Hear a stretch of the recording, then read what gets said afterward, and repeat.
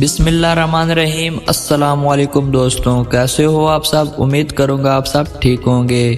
اچھا دوستوں، آج 12 ربیع الاول کا دن تھا۔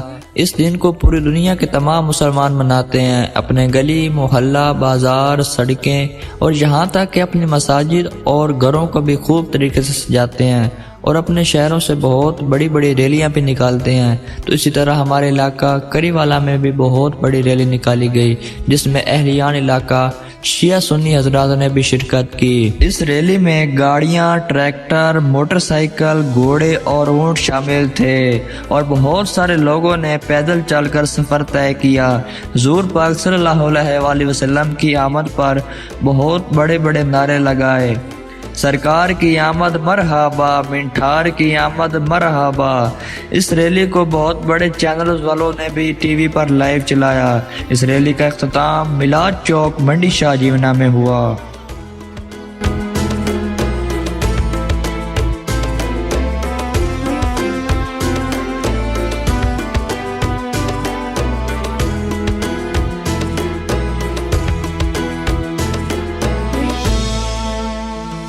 سنو اپنے نبی کی پیدائش کا واقعہ، جسے سن کر دل خوش ہو جائے گا۔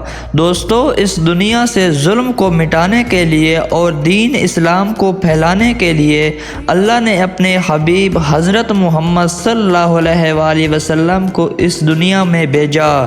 آپ کی پیدائش 12 ربیع الاول کے مطابق 571 عیسوی کو عرب کے شہر مکہ میں ہوئی۔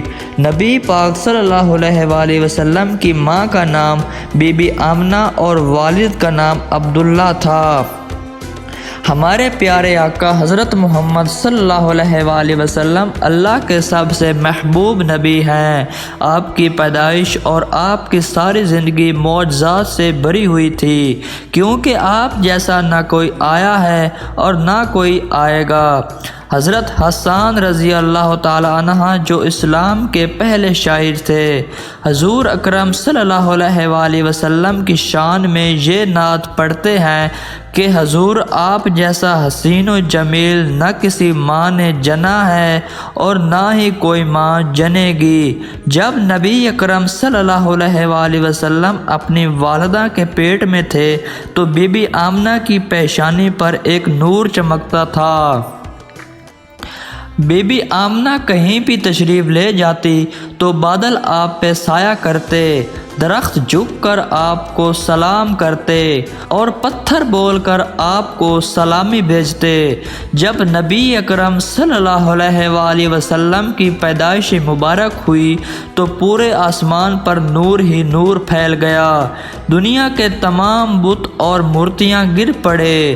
حضرت جبرائیل علیہ السلام نے مشرق سے مغرب، شمال و جنوب میں جشن ولادت کی خوشی میں جھنڈے لگائے۔